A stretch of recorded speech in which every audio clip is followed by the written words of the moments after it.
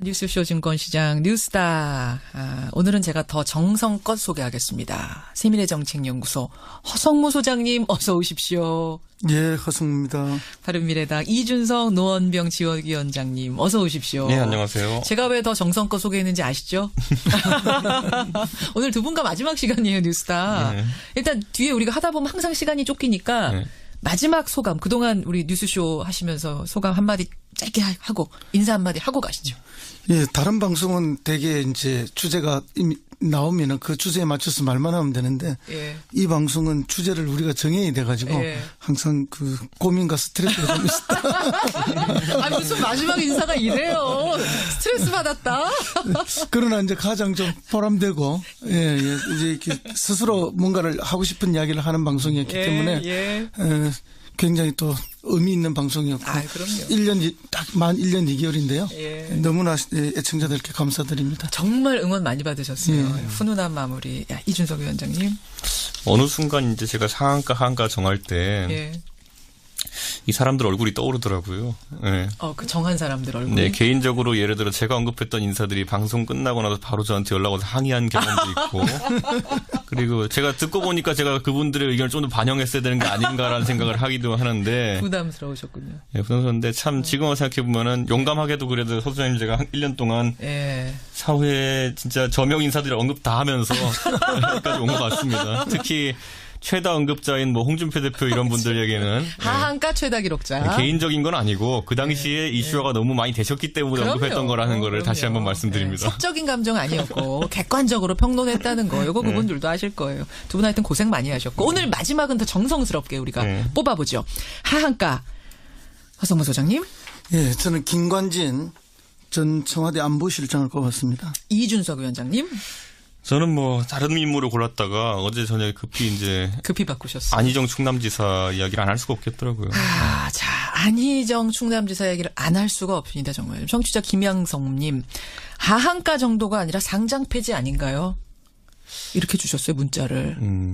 사실 정치인의 정치적 제기라는 거는 워낙 그것도 변화무쌍하기 때문에 저는 뭐 그런 표현까지는 쓰지 않겠습니다만은 어쨌든 선거를 지금 100일 딱 앞두고 나서 이제 발생한 일이기 때문에 선거 변수가 될 수 있겠다라는 생각과 더불어서 정치적으로 볼 때는 그것 때문에 이제 민주당이 더 이제 강력하게 나오고 있는 거 아니냐. 사실 누가 봐도 안희정 지사는 지난 경선의 성적만 보더라도 가장 유력한 여권의 차기 대권 주자였거든요. 물론이죠. 그런데 바로 이제 언론 보도가 있은 지 1시간여 만에 이제 제명 조치를 출당 결정. 이게 굉장히 전격적인 조치입니다. 지금까지 우리 살펴보면은 이런 일이 발생한다 하더라도 최소한 이제 그 제기된 의혹 당사자의 소명까지는 이제 들어보는 절차가 보통 있는데 물론 이번에도 그런 절차를 사후적으로 밟긴 하겠지만은 선언적으로 이제 언론에 발표한 게 뭐냐면 제명 및 출당 조치하겠다라는 거였거든요. 저는 민주당이 이번 사태를 심각하게 인식하고 있다는 건 처음 알 수 있겠고요. 얼마나 심각하게 보면 그렇게. 둘째는 다른 미투 사건과 좀 다르게 뭐냐면은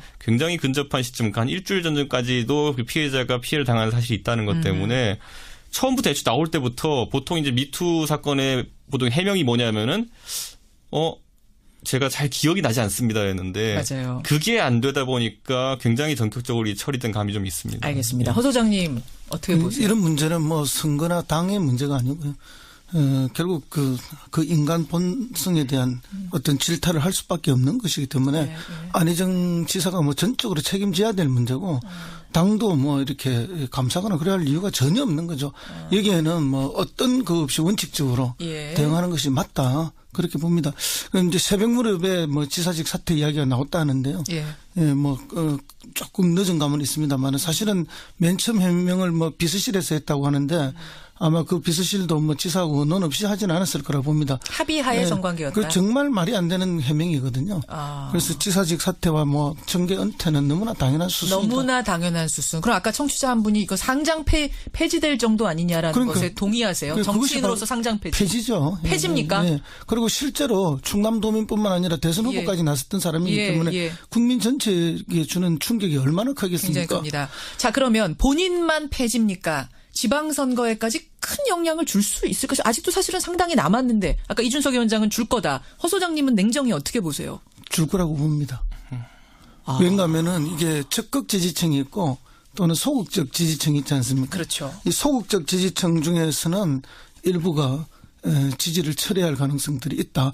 물론 안희정이라는 개인의 일이긴 하지만 예. 그가 소속됐던 당에 대한 이미지까지도 흐려지는 것은 분명하기 때문에 문제는 이제 당에서 신속하게 대처했다고 하지만 이 신속하게 대처한다고 해서 그 뭐 흔적이 완전히 없어지는 것이 아니지 않습니까? 말하자면 뽑을까 말까 망설이던 사람들, 그러니까 민주당에 표를 줄까 말까 망설이던 사람들이나 이제 뭐 저쪽으로 주고 싶은데 딱히 또 저쪽도 마음에 들지 않았던 사람들한테 민주당을 뽑지 않아도 될 명분 같은 걸 그렇죠. 제공한 거다. 핑계가 생기는 거죠. 심리적 핑계가 생겼다. 저는 그런데 이제 그 표가 떠날 거다. 이 전략이 또 하나 흔들리는 게 뭐냐면요. 보통 선거에 나가는 사람들은 현재 살아있는 권력과 차기 권력에 어느 정도 좀 기대려는 성향이 있습니다. 그렇기 때문에 내가 차기 권력과 친하다 또는 지금의 어쨌든 대통령 집권하신 대통령과 친하다라는 친분을 강조하기 위해서 미리 준비해 놓은 경우가 많거든요. 지금 당장 우리 제가 참 언급하게 돼서 참 죄송하고 친한 분이지만은 박수현 지사 같은 경우에 박수현 전 청와대 대변인 누가 봐도 대통령과도 아주 친밀한 관계이고 안 지사와도 정치적 동반자 관계라고 이제 하셨는데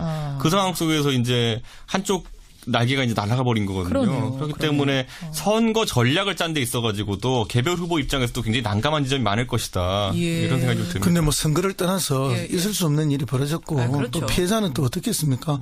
그런 면에 있어서는 뭐 새벽에 피해자에게 사과하는 그 페이스북 글을 올렸다 하는데 다시 국민 앞에 사과하는 모습을 보이는 게 필요하다 봅니다. 나서서 사과. 사실은 이제 어제 여론이요. 그 한 사람의 인터뷰만 듣고는 좀 갸우뚱하는 분들도 있었어요. 그런데 문제는 피해자가 더 있다. 나 같은 사람들이 더 있다라는 이야기에서 이건 그러면 의심의 여지가 없는 어떤 습관적 성폭행까지도 지금 여론이 확산되고 있는 상황입니다. 다른 피해자가 정말 더 나와서 증언을 할지 어떨지는 모르겠습니다만 이 부분 좀 지켜봐야 될 것 같고 어쨌든 정치공학적으로 볼 때는 지방선거에 타격 줄 거다. 두 분 다 수긍을 하셨어요. 자, 김관진 전 국방장관을 하한가로 주셨어요. 허 소장님. 뭐 이미 우리 국민들께서 언론을 통해서 많이 보셨죠. 군 사이버 사령부가 정치 관여했는데 그것에 대해서 이제 수사가 축소되도록 이렇게 지시하고 통제했던 집권 남용이 있죠. 군이 정치에 개입하는 것은 있을 수 없는 일이라는 게 우리가 현대사에서 경험했던 거 아닙니까? 그 현대사의 금기를 깨뜨렸다. 이거 용서받을 수 없는 또 일입니다. 그다음에 세월호 관련해서 이 대통령 훈령을 조작하게 만든다든지 어쨌든 뭐 재난 안전 컨트롤 타워의 핵심이 청와대 안보실인데 그것을 수정하게 만든다. 이런 게 있을 수가 없는 거 아닙니까? 그다음에 지금 이제 나오는 의혹 중에 하나가 무기 업체로부터 로비스트들로부터 돈을 수수했다. 8만 달러 받았다는 보도까지 나왔어요. 그런 게 나왔거든요.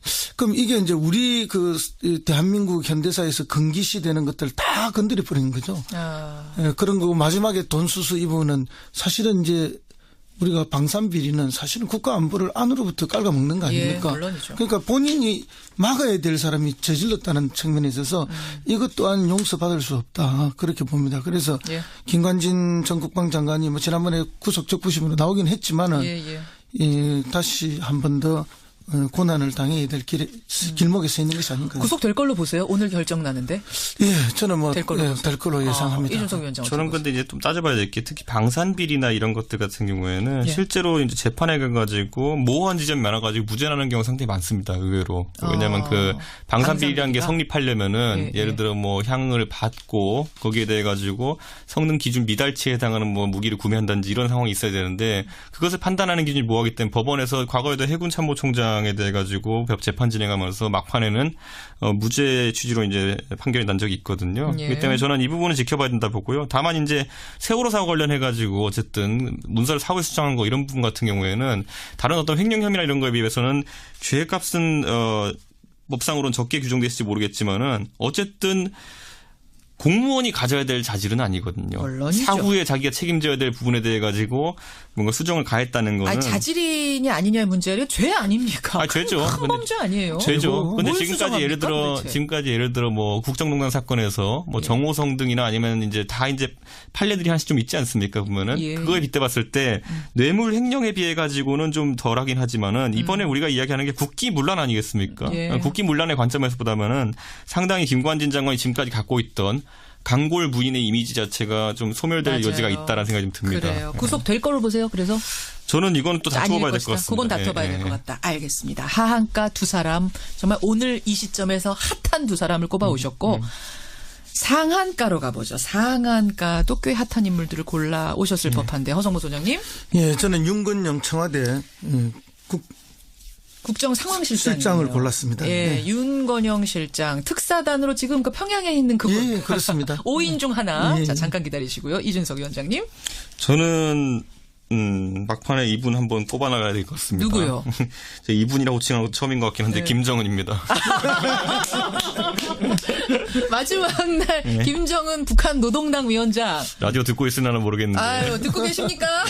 좀 바빠가지고 특사단 만나. 자유의 소리 CBS입니다. 이렇게 특사단 만느냐 바빠서 오늘 아침에 못 들을 것 같은데 일단 윤건영 실장. 아니 저 특사단 대표는 윤건영 실장 아니잖아요. 그렇습니다. 근데 왜 윤건영 실장 꼽아오셨어요? 윤건영 실장이 포함되자마자 많은 언론과 국민들이 관심을 보이기 시작했죠. 왜 윤건영이야? 그렇죠. 이렇게? 그러니까 이제 청와대에서 정영안보실장이 특사단 대표를 맡았는데 예.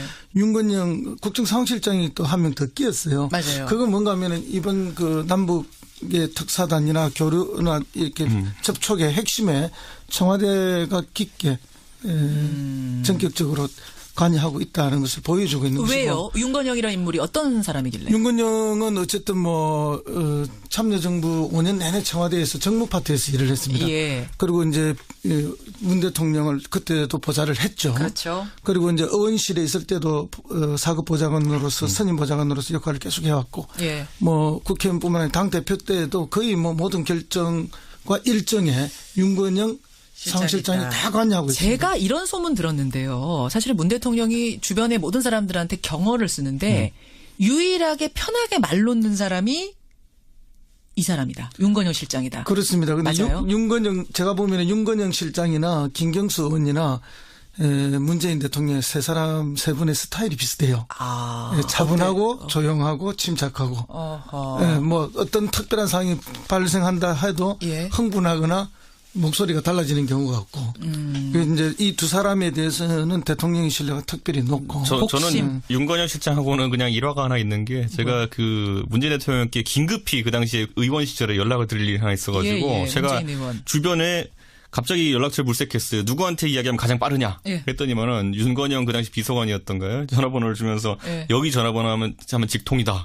전화하니까 직통이더라고요. 진짜. 그래서 실제로 이게 대통령께서 참 아끼는 복심이다라는 인상을 그때부터 좀 갖고 있었는데 역시나 이번에 남북 정상회담에 물꼬를 트는 아주 중요한 위치에서 또 신임을 하신 것 같습니다. 그거는 핵심은 이거예요. 제가 볼 때는 청와대가 북측과의 한 라인을 갖겠다. 그게 한 라인의 청와대 측 핵심이 윤건영이다. 저는 그렇게 보는 마치 거죠. 김여정이 왔듯이 그렇습니다. 윤건영이 간 것이다. 그럼 이제 사회주의 국가에 있어서의 핵심은 그 서기국이거든요. 당의 서기국이 핵심입니다. 그럼 다 그쪽에 북쪽의 노동당 서기국과 청와대 비서실의 윤건영 사이에 일종의 이제 핵심 실무 라인들끼리 한 라인이 만들어진다. 과거에는 이제 통일부하고 통전부하고의 한 라인이 있지 않았습니까? 그럼 이 절차가 복잡해요. 왔다 갔다 해야 될 게. 그런데 이렇게 되면은 절차가 아주 편리해지는 거죠. 그리고 이제 그 과정에서 이제 숱한 실무 정보야 국정원을 통해서 되는 것이에요. 그런 의미에서 복심으로 특사단에 끼인 인물 윤건영 실장 상한가 줄 수밖에 없는 상황. 김정은 위원장. 네, 제가 김정은을 좋아해서 이렇게 했겠습니까? 김정은이 이번에는 외교적으로 전략적 성과를 좀 내고 있다라는, 그러니까 북한 관점에서 봤을 때 그런 입장을 얘기하는 건데, 사실 미국의 강력한 압박이 지금 이제 들어가고 있기 때문에 북한의 선택지가 상당히 좁은 상황이었는데, 어쨌든 평창 올림픽 때 전격적으로 이제 그들의 이제 특사단을 파견했기 때문에 이 단계까지 오게 된 것이고 지금 보면 문재인 대통령께서 어쨌든 우리 정의용 서훈 팀을 어쨌든 미국과 중국에도 파견해가지고 이제 북한의 어쨌든 그 유화적인 제스처를 이끌어내겠다고 이제 하는 상황이기 때문에 그러니까 오늘 특사단이 우리나라에 오는데 지금 정의용 서훈 두 분은 찍고 다시 미국 간다는 거잖아요. 그렇죠. 그런데 이제 아마 그 정당 대표 회담에 배석은 해야 될 테니까 며칠 걸릴지도 모르겠지만은 바로 간다는 의미가 뭐냐면요. 전 이렇게 받아들입니다. 이번에 분명히 대통령께서 아시는 거예요. 이번에 바로 가서 서훈 원장이랑 정의용 실장이 만족할 만한 비핵화 합의를 이끌어내지 못할 것이다. 바로 한술에. 저도 그렇게 생각합니다. 그거는 바늘 허리에 실면 쓰겠습니까? 그렇죠. 그런데 그 상황 속에서 또 그 대화의 노력을 지속시키기 위해서는 결국에는 만약 그게 없으면은 성과가 없다고 나오면은 바로 트럼프 대통령이 또 센 말 할지 모르거든요. 그렇죠. 그러니까 우리가 소위 말하는 지금은 곤란하니 조금만 기다려라. 뭐 이런 상황을 만들어가지고 그 트럼프 대통령이 어쨌든 최대한 예우하면서 우리 협상 실무 담당자들을 당신들에게 바로 보내겠다. 이렇게 하면은 정의용 서훈팀이 미국에 가기 전까지는 적어도 트럼프 대통령이 입장을 밝히기 어려울 겁니다. 예, 그 정도의 어쨌든 협상을 위한 시간을 벌어주시는 것도 대통령께서 이번에 대북의 서훈 그다음에 대미의 정의용이 두 분을 엮어가지고 한 팀 만든 거는 저는 굉장히 잘하는 선택이다 이렇게 생각하고 있습니다. 드림팀이라고 어제 박지원 의원이 저랑 인터뷰하면서 그랬거든요. 박지원 의원한테 뭐가 드림팀이 아니겠어요 지금 얼마나 지금 왜요? 정치적으로 곤란하신 상황인데 청와대랑 코드를 좀 맞출 수밖에 없겠죠. 청와대와 코드 맞추기 위해서라도 드림팀일 수밖에 없다. 본인이 가면 드림팀일 그건 거예요. 이준석 위원장 생각. 예. 그건 지금 박지원 대표는 절박할 겁니다. 절박해요. 대북 문제가 나오면 훈수를 한 수 놓을 수 있는 분 아닙니까? 그렇죠. 이제 대북 문제가 이렇게 부각이 될 때 본인의 역할이 커지는 거죠. 자, 이렇게 해서 오늘 상한가, 하한가 두루 짚어봤습니다. 우리 청취자 문자는 지금도 계속 안희정 지사 얘기. 그렇죠. 다 지금 논평들 한마디씩 다 보내주고 계시고요. 그 가운데서도 또 허성무 소장, 이준석 위원장과의 만남을 너무 아쉬워하시는 분들이 많이 계세요. 김은숙님, 그동안 두 분 수고 많으셨습니다. 계속 화이팅 하세요. 이런 응원 문자 굉장히 많이 오고. 두 분 그러니까 지방선거하고 지금 재보궐선거에 도전을 하시겠다고 지금 하고 오늘 그만두시는 거잖아요. 그렇습니다. 이게 방송이 원래 90일 전에 그만둬야 되는 조항이 있어가지고. 후회 안 하시겠습니까? 아니 뭐 전혀 후회할 일은 없고. 다시 뉴스닥으로 돌아오시는 일이 생기면 안 되는 거예요 지금. 그렇죠. 그때는 뭐 이렇게 방송인으로 돌아오는 것이 아니라 인터뷰로. 예, 그렇죠. 저랑 전화 인터뷰 정도로 돌아오는 게 가장 바람직한. 제가 지금 와서 2년 전을 시계 돌려보면 제가 그때도 선거 때 방송 그만두면서 제가 그때 제 뒤에 썰전 방송하고 있었는데 이철희 의원이랑 헤어지면서 우리 둘 다 당선돼서 여기서 만났으면 좋겠어요라고 제가 했는데 혼자만 이철희 의원 당선돼가지고 제가. 그게 상대적 빈곤이 참 마음이 아프더라고요, 보니까. 그래요. 두 분 너무나 고생 많이 하셨습니다. 고맙습니다. 네, 감사합니다. 허성무 소장, 이준석 위원장이었습니다. 기본적으로 이제 언론에 발표한 게 뭐냐면 제명미 출장 조치하겠다라는 거였거든요. 저는 윤 장이 이번 사태를 심각하게 인식하고 있다는 건 처음 알 수 있겠고요. 얼마나 심각하게 보면 그렇게. 둘째는 다른 미투 사건과 좀 다르게 뭐냐면은 굉장히 근접한 시점, 한 일주일 전까지도 그 피해자가 피해를 당한 사실이 있다는 것 때문에 처음부터 애초 나올 때부터 보통 이제 미투 사건의 보통 해명이 뭐냐면은 제가 잘 기억이 나지 않습니다 했는데 맞아요. 그게 안 되다 보니까 굉장히 전격적으로 처리된 감이 좀 있습니다. 알겠습니다. 허 소장님 어떻게 보세요? 이런 문제는 뭐 선거나 당의 문제가 아니고요. 결국 그 인간 본성에 대한 어떤 질타를 할 수밖에 없는 것이기 때문에 안희정 지사가 뭐 전적으로 책임져야 될 문제고 당도 뭐 이렇게 감사하거나 그래야 할 이유가 전혀 없는 거죠. 여기에는 뭐 어떤 그 없이 원칙적으로 대응하는 것이 맞다. 그렇게 봅니다. 그럼 이제 새벽 무렵에 뭐 지사직 사퇴 이야기가 나왔다는데요. 뭐 조금 늦은 감은 있습니다만 사실은 맨 처음 해명을 뭐 비서실에서 했다고 하는데 아마 그 비서실도 뭐 지사하고 우리 이준석 위원장님 어느 순간 이제 제가 상한가 하한가 정할 때 이 사람들 얼굴이 떠오르더라고요. 네. 그 정한 사람들 얼굴. 네, 개인적으로 예를 들어 제가 언급했던 인사들이 방송 끝나고 나서 바로 저한테 연락 와서 항의한 경험도 있고, 그리고 제가 듣고 보니까 제가 그분들의 의견을 좀 더 반영했어야 되는 게 아닌가라는 생각을 하기도 하는데. 부담스러우셨군요. 네, 부담스러운데 참 지금 생각해 보면은 용감하게도 그래도 서 소장님 제가 한 1년 동안 사회에 진짜 저명 인사들을 언급 다 하면서 여기까지 온 것 같습니다. 특히. 최다 언급자인 뭐 홍준표 대표 이런 분들에게는 하한가 최다 기록자. 개인적인 건 아니고 그 당시에 이슈화가 너무 많이 되셨기 때문에 언급했던 거라는 거를 다시 한번 말씀드립니다. 사적인 감정 아니었고 객관적으로 평론했다는 거. 이거 그분들도 아실 거예요. 두 분 하여튼 고생 많이 하셨고 오늘 마지막은 더 정성스럽게 우리가 뽑아보죠. 하한가 허성무 소장님. 저는 김관진 전 청와대 안보실장을 꼽았습니다. 이준석 위원장님. 저는 뭐 다른 인물을 골랐다가 어제 저녁에 급히 바꾸셨어요. 안희정 충 논 없이 하진 않았을 거라 봅니다. 합의하에 성관계였다. 그 정말 말이 안 되는 해명이거든요. 그래서 지사직 사퇴와 뭐 정계 은퇴는 너무나 당연한 수순이다. 너무나 당연한 수순. 그럼 아까 청취자 한 분이 이거 상장 폐지될 정도 아니냐라는 것에 동의하세요? 정치인으로서 상장 폐지. 폐지죠. 폐지입니까? 예. 그리고 실제로 충남도민뿐만 아니라 대선 후보까지 나섰던 사람이기 때문에 국민 전체에 주는 충격이 얼마나 크겠습니까? 굉장히 큽니다. 자, 그러면 본인만 폐지입니까? 지방선거에까지 큰 영향을 줄 수 있을 것이 아직도 사실은 상당히 남았는데 아까 이준석 위원장은 줄 거다. 허 소장님은 냉정히 어떻게 보세요? 줄 거라고 봅니다. 왜냐하면은 이게 적극 지지층이 있고 또는 소극적 지지층이 있지 않습니까? 그렇죠. 이 소극적 지지층 중에서는 일부가 지지를 철회할 가능성들이 있다. 물론 안희정이라는 개인의 일이긴 하지만 그가 소속됐던 당에 대한 이미지까지도 허리지는 것은 분명하기 때문에 문제는 이제 당에서 신속하게 대처했다고 하지만 이 신속하게 대처한다고 해서 뉴스쇼 증권시장 뉴스다. 오늘은 제가 더 정성껏 소개하겠습니다. 세밀의 정책연구소 허성무 소장님 어서 오십시오. 예, 허성무입니다. 바른미래당 이준석 노원병 지원위원장님 어서 오십시오. 네, 안녕하세요. 제가 왜 더 정성껏 소개했는지 아시죠? 오늘 두 분과 마지막 시간이에요, 뉴스다.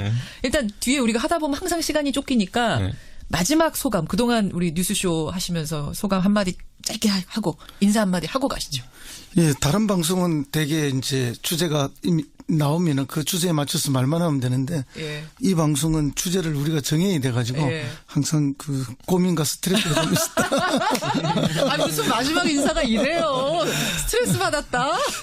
그러나 이제 가장 좀 보람되고 이제 이렇게 스스로 뭔가를 하고 싶은 이야기를 하는 방송이었기 때문에 굉장히 또 의미 있는 방송이었고 1년 딱 만 1년 2개월인데요. 너무나 애청자들께 감사드립니다. 정말 응원 많이 받으셨어요. 훈훈한 마음. 충남지사 이야기를 안 할 수가 없겠더라고요. 자, 안희정 충남지사 이야기를 안 할 수가 없습니다. 정말. 청취자 김양성님. 하한가 정도가 아니라 상장 폐지 아닌가요? 이렇게 주셨어요, 문자를.